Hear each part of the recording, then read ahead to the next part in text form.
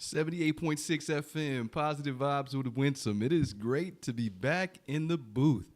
I was teasing my coworker here and saying it's only my second time in the new studio, 2 times. New studio.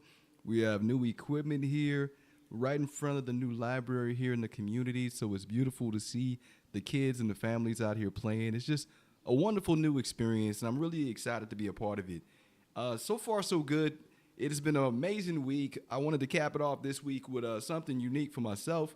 You know, when you go through one of those weeks where you've done so much with a lot of other people, socializing and teaching, coaching, facilitating, and you got a lot of things you're doing for others. And what I was saying last week to some friends when I escaped this place for a little bit and went over to Iajima is you have to pour into yourself too. And you have to do it the right way. I was sending a video to my friends, and I'm very cautious about what I send because I know at certain times when people are going through things and they're experiencing tough times, and when you send a video of you sitting on a three-leg scooter and in a sunrise and all these things, it comes across as, hey, bro, you might be tone deaf or you might be missing the mark of what's going on in this country or in this city or in this area with me. And that's not the thing. In my mind, I'm trying to show that no matter what life throws at you, keep fighting. Because on the other side of that storm, the sun is always going to be ready to shine on you. You see, a lot of times people forget my story and what we've had to continuously struggle through in life. And it's not about sharing positive energy as if, toxic positivity, which I've seen and I've experienced myself. That's not the case. It's to show people that there is good things in life and there are good things to see, to experience, to do all around the world. Even when we get caught up in things probably in our current situation, our current story, or things that aren't so positive, guess what? Pac said it. He said for every dark night, there's a bright day after that. So if I can show that, if I can present that, if I can be a symbol, that light in the darkness, if I continue to try and do those things, then I will. And I told my son, I said, as long as I'm standing, I'm going to continue to try to be a source of positivity, good energy. What do you call it? The show is called Positive Vibes. So I want to bring that positive energy every time that I am on the air, I'm in front of an audience, I'm in front of friends and making new friends. And I just hit up the group, let's talk about the growth. Just perfect example. You know, I in my mind, I envisioned being able to do something grand last year, you know, with all of the directions we were going in. I still wanted to get back and teach webinars. And I was like, hey, man, put me on a docket, make me a part of the team. I want to start teaching webinars to your community. Because it's a large military community that jump into this room. One of many who I want to provide this for. And so it hadn't happened yet. So what happened was foundations, the courses that I teach in the daytime, took up a lot of my bandwidth. And so that was one of those projects that I really wanted to do, really wanted to give back outside of this booth. And I couldn't. I didn't have the time. I didn't have the bandwidth. I didn't have it was unrealistic, but it was something I really wanted to do.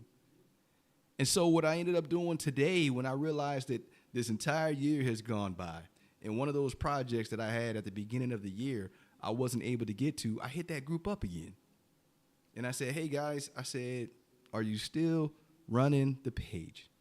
Because I would like to start teaching to your group, to your community. I'm still waiting on the answer. I just sent it right before the show. But it was one of those things where you think in your mind, what else can I give? What else can I give? You know, and that's probably where I'm at right now in my life. It's not about me. It was a lot of years and throughout my career, a lot of times it had to be about growth and about developing myself. And I spend time growing myself, continuous growth. But I also spend more time trying to think about ways to create, build, and give back to others. The certifications that I've gotten, how do I make this happen so I can grow others? The courses I go and teach, how many people in the room can actually walk out and apply these things that I'm teaching right now? What is it that I can say that will resonate with this audience? How do I sit in the back of the room before I start speaking and get these folks and try to get a vibe of who these people are so I can connect with them before I go out and let them leave with something that can help them grow, be better, make sure they're educated, encouraged, and inspired to be better than they were yesterday. That is the vision and the goal and the dream that I have for myself and for the people who I am able to connect with. So I say all that to say this. I'm not tone deaf. You know, if you ever see me sharing on social media, you ever see me sharing videos, pictures, the story, I love to share good news. And I say this because it was just, you catch vibes when you see certain people looking at your stuff, right? And I was like, I know times are hard right now. I know there's a lot going on, especially in my own country, back home right now. I know that tomorrow is a question for a lot of people when it comes to not just what you're used to, but there's a lot of new normals right now that people are getting used to or trying to understand, and so many inconsistencies going on around them. It's a lot happening right now. I get it. But I'm not one of those people that'll spend an hour talking about the things that you're already experiencing or already going through. You see, the hour I got with you or 50 minutes with you is to educate, encourage, and inspire you. It's to try to get your mind off of those things that you can't control and get back to your locus of control and start focusing on what is within you that you can share with the world, that you may have been holding on to, that you may not have realized exist in you, that you may not have known, that little nugget that you can grow with, that you can run with. I saw a friend today. It was really cool. He left this island. See, in this island, in this job, in this position that I sit in, we gave him opportunities to teach, to develop others. We taught a class called 5 Voices, and he was one of our facilitators. He went through training with us. He got certified, and he came back, and he was teaching. Did a remarkable job, right? And when he got to his next base, his next job, his next mission, he realized that now I'm in a supervisory role. This is him. He's in a supervisory role now. And a lot of things he went through on the job, not facilitating with us, but on the job at this location, were unnecessary. And it took him getting to the next location and realizing all the things that didn't need to happen based on the decisions that were being made above him that he had no control over. That was what wrong looked like. He didn't know what right looked like in those scenarios. Now that he is able to make decisions and be in a seat of a position of power, he realizes that that's not what right looked like. And he posted this on Facebook, and I saw it. And my response to him was immediately, you have to go through so you can grow through, and so you can be there to be planted for someone else. You see, you had to go through that experience here so you can grow through that experience here. And now that you got planted at your next location, you're in your next job, your next position, you know what right looks like, and you can change the environment that's within your control to change to make sure it's what right looks like. And when you're doing that, when you're changing to make sure that's what right looks like, now you are showing those that work for you based on your story, what you went through, what you experienced, that this is how it feels to be a part of a good team, a good leader, someone who cares, someone who sees you. I teach this now more than ever, that the best teams are the teams where everyone on the team feels seen, valued, and heard. And to my man Sean, who posted this, and thanks for receiving my response, man. You always have some cool posts, but I know that you are in the right place for the right reason, and that people need you. And I hope that some of the things you saw from us, me and Joe and my team, are rubbing off on you and made a difference in your life so that you can be the best version of you, best leader, and the best person that those folks that now work for you need. So you had to go through what you went through so that you can grow through and be there for others. You grew so that they can learn. It's crazy because I've heard this phrase said many different ways, right? That we plant seeds that we'll never see grown, or that we'll never see the shade of. We'll never be able to sit under the shade of the trees that we plant. The crazy part is I've been around so long now that I'm seeing a lot of these trees that have grown. They may not be full-grown trees, but they've grown into something beautiful. They've already got their branches out. They've already got leaves that they're covering for others. 27 years of my job, and I'm looking back and seeing all these trees planted all over the world that I had a part in their growth. And it's such an amazing thing to think about and to reflect on, which is what I did last weekend when I went to Ieshima. It was reflection. What I was trying to share with people in the video is sometimes you have to self-reflect, you have to pause, you have to block out the noise, you got to think about your story, you got to think about you, who you are, what you've accomplished, what you've been through, what you survived. And when you do that, when you're able to take a step back and look at your story for what it really is, the gratitude that you can pour into your own story. We spend so much time grateful for everything else, grateful for everyone else, but we always, well, not all of us, a lot of us forget to be grateful for who we've become, what we've survived, who we are, what we're still able to do,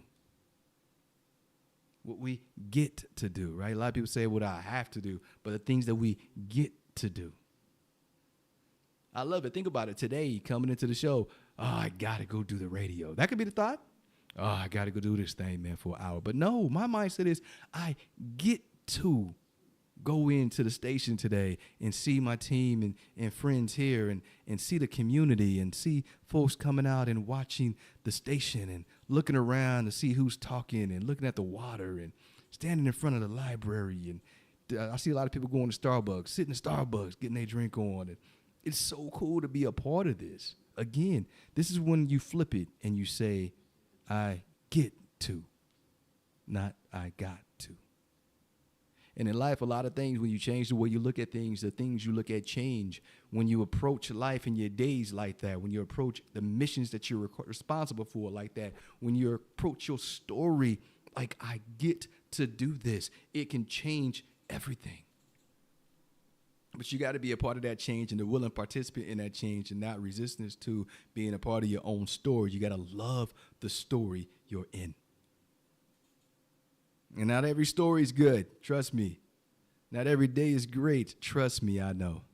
Not every person in your movie is going to be a great co-star. Trust me, I know. You are the main character in your movie. But are you in a movie that you've made a comedy? Did you make your movie an action? Did you make it a thriller? Is it a rom-com? What are we talking about right now? What life have you chosen to live? And is this the life that you want to live? And I know I said a lot just to say this. I am grateful for the story that I have and for the people who are in it right now. I'm so blessed and appreciative of everyone who believes in me, for everyone who trusts me with their time, for the people who work with me. I don't say work for me, but for the people who work with me, because it's a collaborative effort. We have a beautiful team. We have an amazing team. And I'm blessed to be a part of it. And a lot of times, you ever dumb yourself down? I'm going to use a phrase that I like. And I like to play the role of the old man. Play the role of the forgetful man. Play the role of the, I don't know if I can do that, man. Because when you dumb it down, people have a way of showing you who they really are. And I want you to hear this. People have a way of showing you, hey, are they looking out for you? Are they making fun of you? Are they trying to snub you? Are they trying to play you? People will show you who they really are. And I do it a lot. I dumb it down like, staff meetings, senior leaders. I go around, I just play dumb. Like, okay, I just want to see how they treat me. Are they treating me based on who I am? Or are they showing me who they really are? And I didn't start doing that until a few years ago. And it was crazy to see when people look at you differently based on what you give them. I just feed people stuff sometimes. But I say that because I still appreciate what I have. We'll be right back.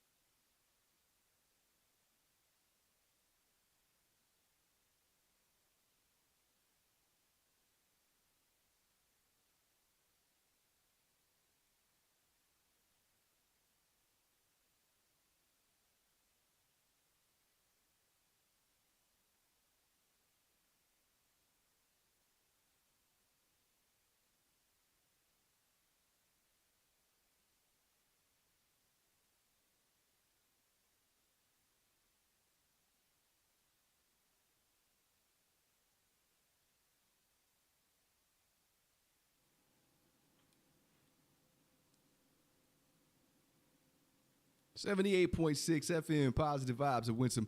Again, I teased last segment when I was talking about sometimes I dumb it down when I'm talking to people because I know that gives them an opportunity to show me who they really are, to kind of step up in some cases. Other people kind of look side-eyed. But the thing is, I want to see how people will treat you when you're at your worst. How people will treat you when you're not trying to be somebody you're not. You see, I'll take a step back, and I know that I'm capable of doing something, but I will act as if I am unsure to see how people respond to that. See, I've done it for the last 6 months, to be honest with you. I just took a real step back and just started making sure other people were playing their roles and positions and building confidence up. But did you know that there's sometimes when people build confidence to where they start acting funny with it? I watched that. I paid attention to it.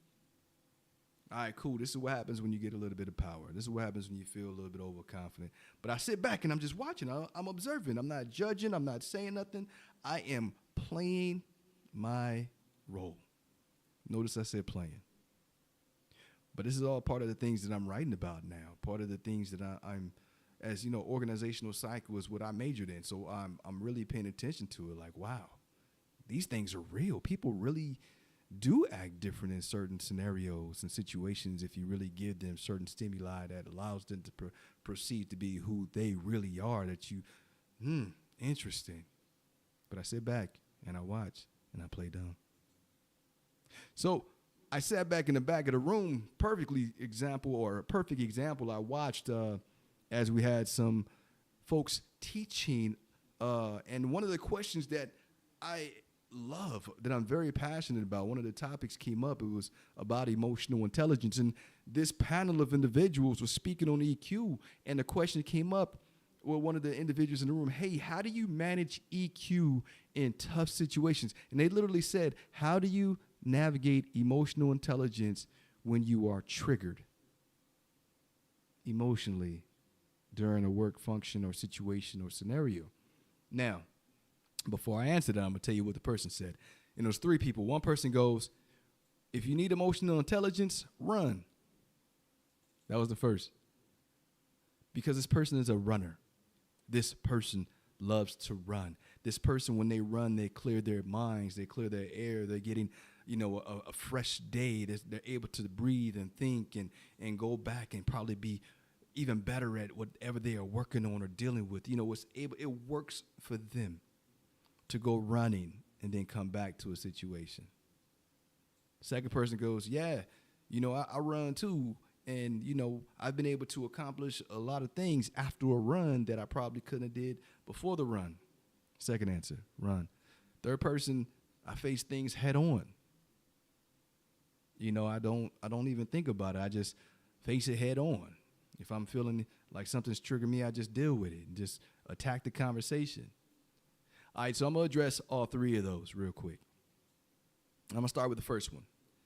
I love all three answers because all three answers were true to those individuals, and it was true to what they were trying to ensure or instill in the individuals in front of them. And for me, I was listening in the back of the room. Certain things you hear, you're like, oof. But other things you're like, okay, I can see this tape because that is this person's reality. That's their truth. And one of them, somebody I really love and appreciate and respect. So I listened to it and I understood what he meant. He runs. He is a runner, kind of like one of my coworkers. He could leave out of here, go run a 5K, 10K, whatever K, and he's living his best life doing that. It's something that he has turned his life into. Part of my experience in this life, part of this journey, is going to have a lot to do with running because I love it. I love the way I feel. I love the way it has an effect on my life. It has changed my life and is important to me. Cool, I get it. However, not everybody in this room runs. Think about that for a second. I'm asking you for advice, and you're projecting your advice on me, but that's a panel. So, of course, they're going to tell you their truth. But what I was hoping someone would say, if you're struggling through a situation and you're trying to understand how to manage something that triggered you, the first thing you have to do is understand why it triggered you. Let's go back. So if you don't handle that situation well and you haven't given yourself time to navigate it and you respond emotionally, first of all, that's the first thing I would have said. Don't respond emotionally. That was said earlier on in the conversation, but it had not for this answer and not for this conversation. First, don't respond emotionally.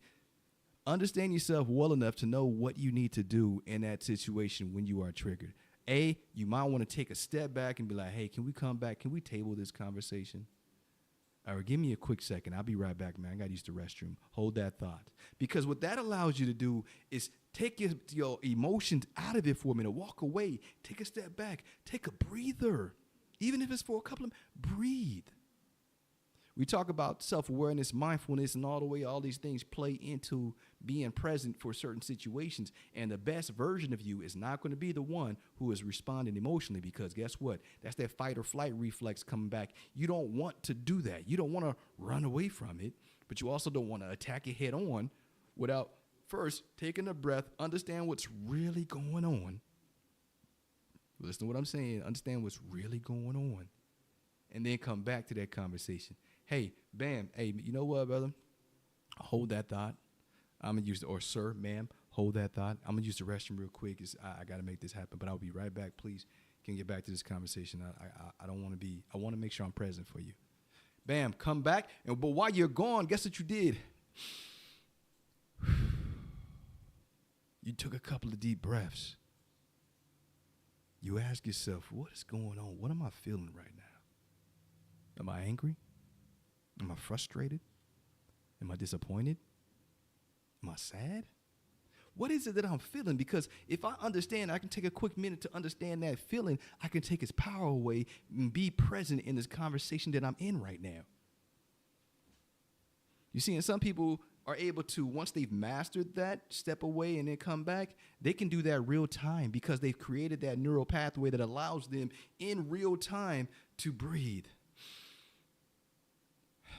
Hey, you know what? That's a great point you just brought up. My dude just taught this entire week. One of the most exciting classes was conflict management, where he was using information and the ways to respond to where you're not being defensive, you're not being aggressive, you are aligning with that person's vision, making them feel like you're aligning with them. However, you're putting great points into that conversation that doesn't come across as confrontational. That's skill. That's mastery. Sir, how do you navigate a conversation or situations where you're emotionally triggered? Pause. Breathe. Think about what you're feeling for a second, even if you have to step away to come back. That's like when we tell people don't send those emotionally charged emails. Think about this for a minute. The emotionally charged emails. Those are the ones where you text and you type up what you want to say, and you look at it, and you know you were angry the whole time you drafted it, and then you click send. And a couple of seconds after you click send, reality hits, and you're like, I shouldn't have did that. So now you're stuck trying to recall that message. How do we get here? It's because you got triggered, you're emotionally hijacked, and you let your emotions drive. But when you pause, when you're able to type that same message up just so you can get it off your chest, you're saying everything you want to say without saying it out loud, without sending it to anybody. You draft that bad boy up, and it's right in front of you, and you feel good because you got it out. You read it out loud, what you really felt, but you don't send it. You leave it. Minimize that screen. Don't go anywhere near that send button, and come back to it. Go do something else for a minute.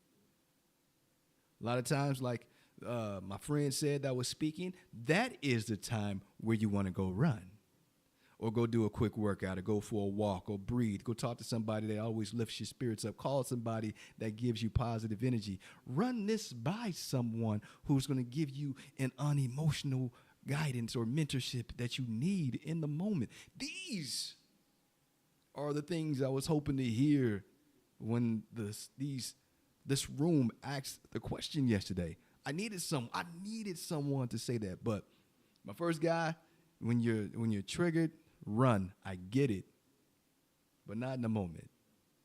That's not a realistic thing. Hey man, I gotta go run. You gotta deal with it in your way. And I just gave you a few ways to get to the second guy. Yeah, I go run too, but I was able to get a lot of things done after I run. Same exact storyline. Brother, teammate, family, you can't deal with it unemotionally if you haven't navigated what you're feeling. And guess what? Even if you luckily got through this conversation without there being too much turmoil, when the situation happens again and it's similar and you're triggered in the same way and hopefully not to a more aggressive way, how did you navigate it the first time to where it's not a problem the second time? You didn't, because you ran away from it. Or you just faced it head on without really having any kind of true thought processes behind it. So when you're not doing that, you're not navigating your emotion, you're not navigating your thoughts and feelings. You're not really taking care of or answering that. What do I do when I'm triggered in a situation or a conversation? And that's what I wanted to help with so bad. But again, I played dumb. And again, it wasn't my time. It's not my lesson. This is a whole different panel of people, of respected individuals. So I sat back and I just listened. And the third person, how do you manage situations when you're emotionally challenged and triggered and somebody says something that, hijacks you emotionally? And the third person's response was, I just hit it straight, deal with it head on. Listen to me. I just deal with it head on. I just attack it head on. I love that. But if you're not self-aware to know and emotionally managing or self-managing, if you're not self-aware and you don't have your self-management skills down and you don't know how to manage yourself in those conversations, especially if you are in a position of leadership in any way, shape, form, or fashion, and you just had it on and you just always come across as the attack dog shark or somebody who is, this is what it is, this is who I am, that at the end of the day can be a problem. So when you attack things head on, does that mean you're attacking them with utilizing skills and human relationship skills, meeting people at their basic human level and being able to empathize with the situation or being able to connect with the person, what they're coming in and telling you or trying to communicate to you? Are you doing all of these things or are you just going in? And the way it was communicated to the audience or the way it was communicated to that room was I just jump in the convo. There's no navigation. There's no work. There's no evidence of who you are, understanding how it sounds on the other end. We'll talk about that more when we come back.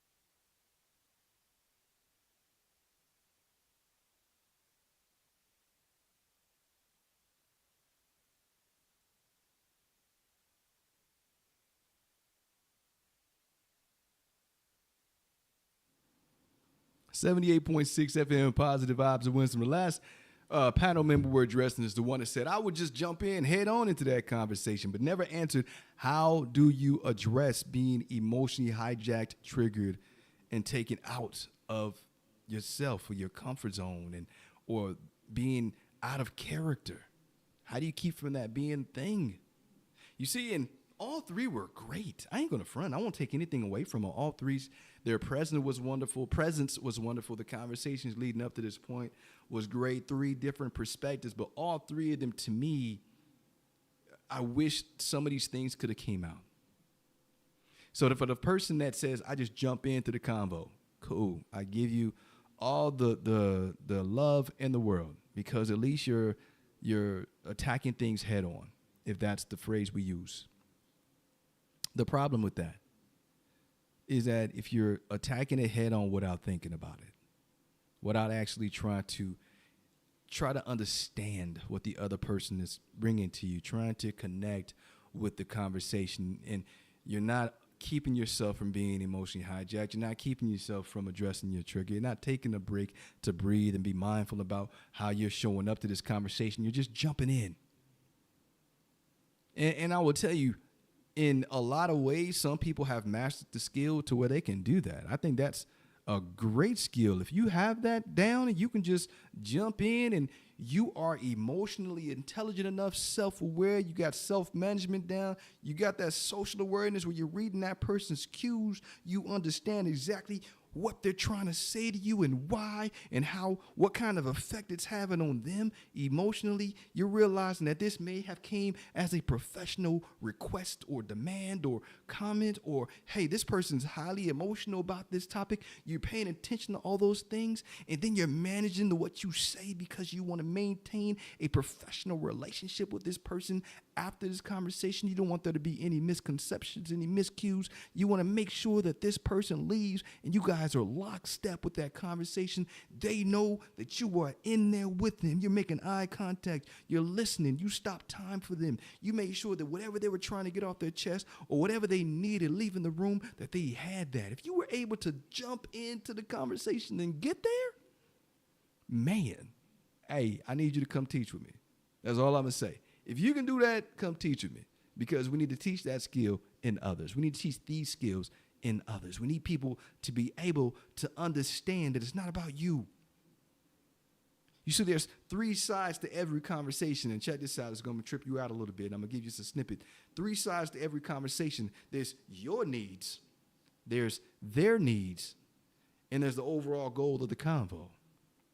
That's the trifecta. It's the overall goal of the conversation. Are we meeting that? Are we meeting my needs, your needs, and the goal, though? At the end of the day, did we get there? And did we feel like the end of this conversation was a win-win, that there's no win-lose? Yes, there are going to be times where there is a win-lose scenario. You can't help it because somebody's got to give, budge a little bit. I get it. But if your goal, every time you go into the conversation, the confrontation situation, some of these emotionally charged convos, is to make sure the person in front of you feels seen, valued, and heard. Is to make sure that when you finish that conversation, that you tried to make it a win-win scenario, that you made sure that you were trying to meet your needs, their needs, and the overall goal of that conversation. What are we trying to walk away with here? Why do they even show up to my desk, my office, my home, my call, my phone, however my Facebook Messenger, my iPhone app, however they got in touch with you? Because a lot of people think about confrontation as being that face-to-face, looking at you, you looking at them. It's not always going to be that pretty and clean. This could be text messages that lead to a conversation, that lead to a face-to-face. Or it can be text messages alone. Or it can be a video chat. Are you ready to manage that conversation? Especially if that person is emotionally charged and they're trying to charge you up too. How do you take emotions out of the game?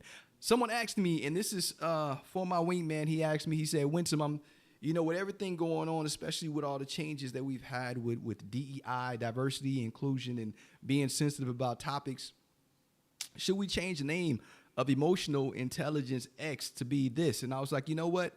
All of this is leadership. All of it. All of the different topics we cover, all the different things that we're trying to instill in our people to be the best version of themselves. It's lead you to before you can lead others.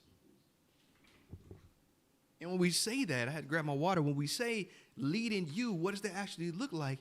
That means knowing yourself before you can go out and try to lead, teach, train, direct anybody else. You got to be able to do all those things for you. I was drinking some water, so forgive me. But that's really what it boils down to. Can you lead yourself before you charge out to try to lead others? And the sad truth and reality behind it, there's a lot of people who are not self-aware. They are not managing themselves. They are not able to read the cues in others, and they don't really care about relationships until they get to the finish line and they realize how many relationships they messed up. When they get to the other side of it and they're sitting there at their finish line, they're like, wow, I could have did that better. I could have did that differently. I should have handled that differently. Do you know how many conversations I hear from teammates, wingman friends that come to me after the fact and say what they shoulda, woulda, coulda?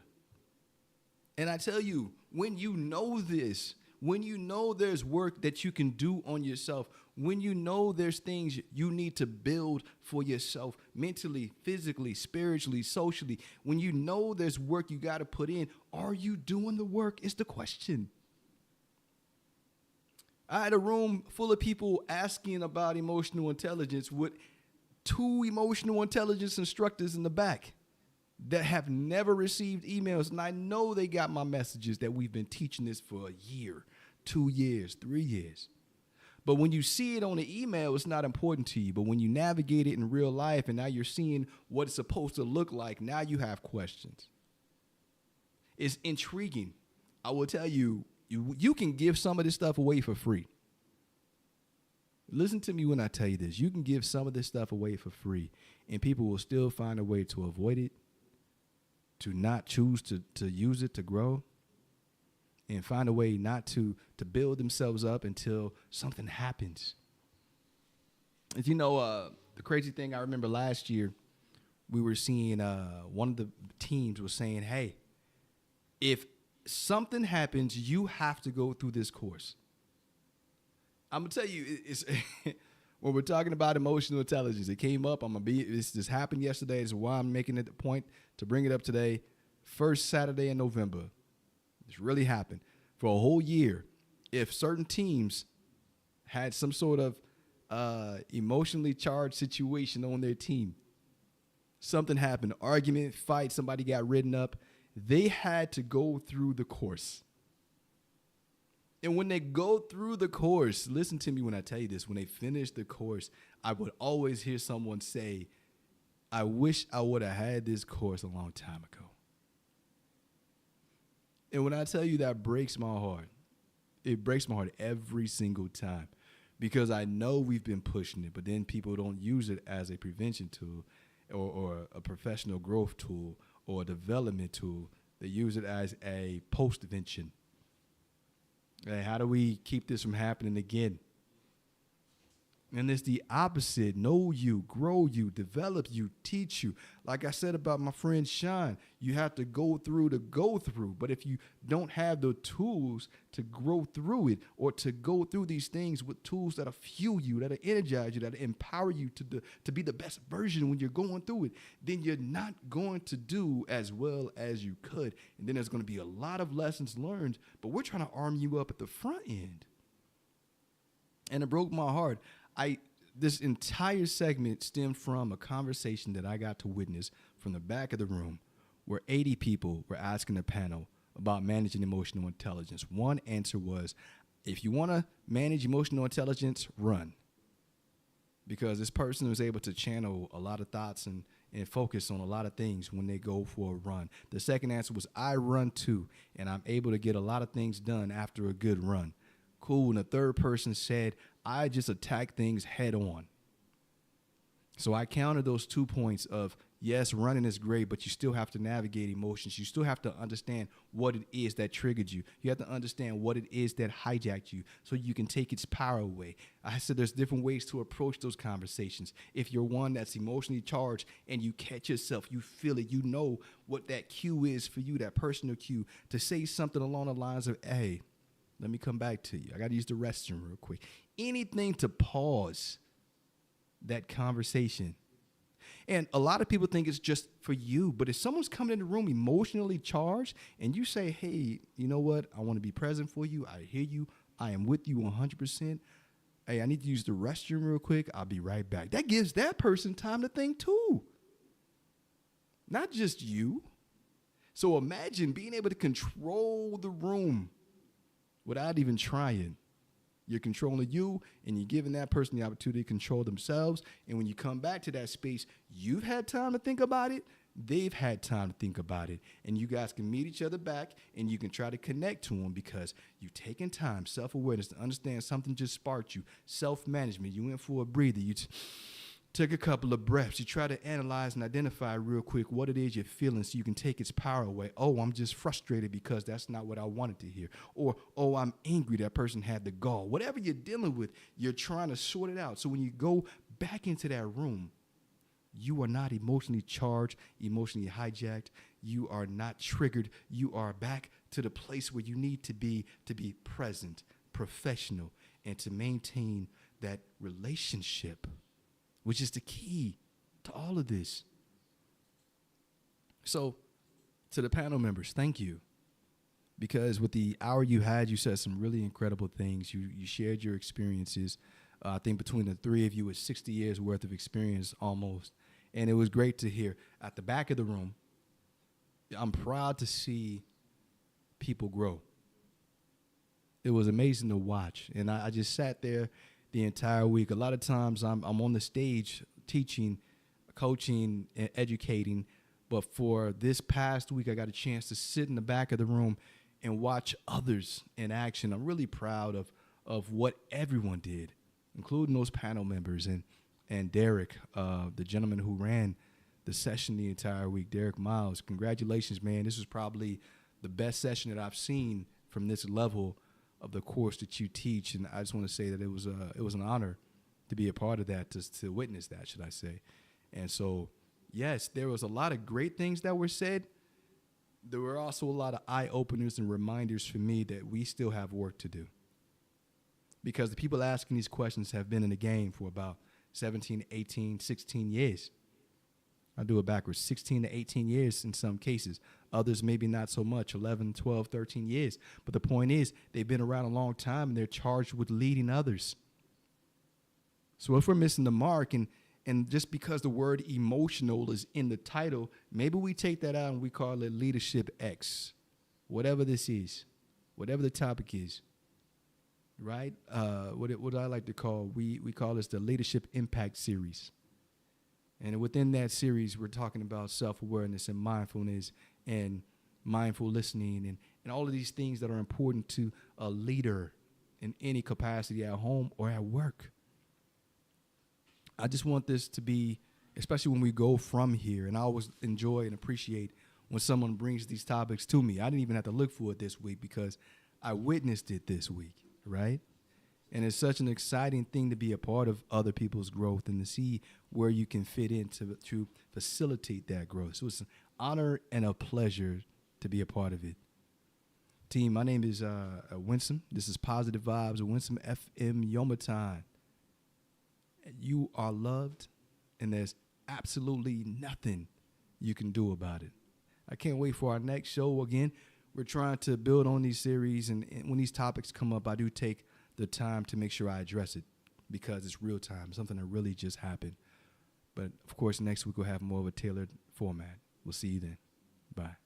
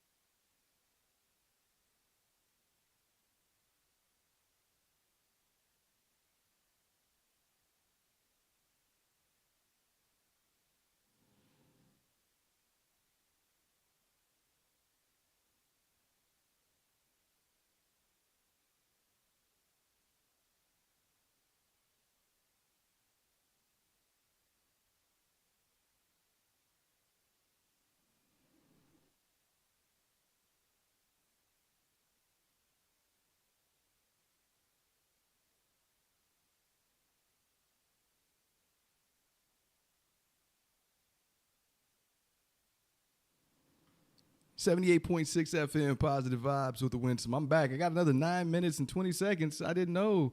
I forgot with the new move, we got more time. So I got to throw that last segment, give you a little bit more energy. So really great to share that message with you guys about what was happening during our sessions last week, right? What's coming? A lot of great things have happened, a lot of great conversations.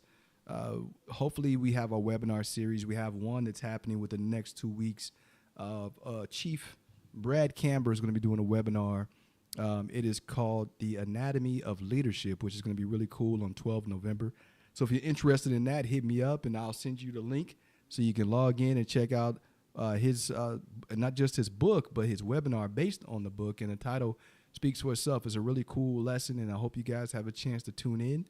It's going to be at 07 to 08 on the 12th of November. 08 to 09 Japan Standard Time. So 8 o'clock a.m. I think we got a few people already registered and excited, already locked in and confirmed their attendance. So I can't wait to meet them and to get Chief Brad going when it comes to his lesson. What am I doing this weekend? So I was supposed to go to Iijima today, but I decided to stay here, stay home. So I got to find a way to enjoy this beautiful weather here. I did a workout this morning, radio show now. I'll probably go to the lighthouse and soak in some of the rays after this. You guys know that's my second favorite place to be on this island. The other place is home sleep. But I'm going definitely to the lighthouse to kind of reflect on what's next. And like I told you guys, it's important to build that into your week. So if you haven't already done that, if you haven't built in the reflection time, built in a time for you to block out the noise, if after all these years of hearing me on the radio teaching this, you haven't already started doing that, please do that soon. Build it into your time. We got 4 days coming up in November, 2 4-day breaks, right? So one of those, I'm supposed to be going to Australia at the end of November. And before that, supposed to see Mount Fuji. Supposed to be heading up to Mount Fuji, I believe it's next weekend for the 4-day. So fingers crossed I'm going to get to make that trip. Still in the planning phase of that. Really excited about making those trips happen. Japan is so beautiful. Okinawa is amazing. It's also such a blessing to be able to see different parts of Japan while we're here, right? And see what's to offer. I've never been to Fuji, never seen Fuji. So to be able to at least say that I got to see Mount Fuji in real life, right? One of the wonders of the world is an absolute honor and privilege. So I can't wait to see that. I think I told you guys last time I got to hang out with my son who is now up in Misawa. So we hung out, did the bullet train. I got to experience the bullet train, which was really fun. You don't realize how fast you're going, and you look out the window, you're like, wow, we're really moving, right? We went from Tokyo, Haneda, up to Aomori. I believe I'm saying it right. And it was a really great trip, 3 hours or 3.5 hours, if I'm not mistaken. It was just a great adventure, great journey, and also great time to spend. I got to hang out with my little man, the next chapter, the next guy you have to do all of this. And I love hearing his story so far and being able to be here for him if he needs me, right? I just started watching a show together. I had to get him access so he can watch it with me. But we just started watching a TV show together. We both watch we enjoy movies. So that's one of the cool things happening in my world right now. Last week I was sick. I don't know what was going around, but after that flu shot, I was feeling kind of nasty about 5 days later. I'm hearing there's something going around. Even in the U.S., my friends are having the same symptoms. So there's some nasty cold going around beating people up. So be careful, cover your mouth, and pay attention to the coughing going on around you, because whatever it is, it has a sore throat, the runny nose, and all that good stuff going on with it. But that was one of the things that was happening last weekend. So you guys didn't see me on the air. We also had the festival here, so I wasn't here in the booth. But it was really change of season. Halloween last night, waking up here in Yomitan with a really nice cool breeze today. Beautiful wind. It's a really crisp day. The sun's not shining too strong. The wind is blowing. You can see it right now looking outside. It's just a perfect weather this morning. It is kind of super windy in some aspects, but it's not too bad to where it's unbearable. It's perfect weather in my book. The new library is wonderful. It's set up here in Yomitan. I'm looking at the kids playing outside and just can't wait to be a part of it, right? As soon as I finish, just getting out in the air and just enjoying the rest of the day and the weekend and blocking out the noise from the week. I guess I didn't realize how therapeutic it is to do this. Because when you're on the air, you kind of just let your week go. You kind of able to speak about it, what you went through, tell your story. And for me, this is always forever going to be on record. So I can always go back and be like, this is what was happening in November of 2025. Right? We already gearing up. It's crazy. I was just telling somebody yesterday, can you believe it's already November? And I said it just like that. I said, can you believe that it's already November? We've come through all of this time, and it's been such a fast move and shift to get all the way through the year already. And as I looked and looked at the calendar as I'm right down what we have for the rest of the year, it was just remarkable to realize how how fast time flies. But I also want to take in every single day as much as I can. You know, you kind of wish time slows down because there's so many things that happen, and you know you can't get that time back. That we don't have the ability of time travel, right? So we move through all these years and times and experiences, and you look back on them as memories, but I'm trying to soak in as much as I can. And you think about waking up as early as you can and staying up and enjoying as much of the day as you can, seeing as many sunsets as you can. And I tell my son, I try to see as many sunrises as I can. I'm up before most of my friends. Probably 90% of the people I know. I'm already up. I'm already moving. I'm already thinking about my day or reading something or listening to something to encourage me. And I say this because it's important. I know I can't motivate anyone else if I haven't mastered how to motivate myself. I can't encourage you if I don't know how to encourage me. I can't do things for you if I haven't figured out how to navigate them for myself. So that's why it's so incredible to be able to teach lessons that start with self-awareness, because I understand how important it is to start with me. It's not about being self-indulgent. It's not about being what is the word I'm looking for? Selfish.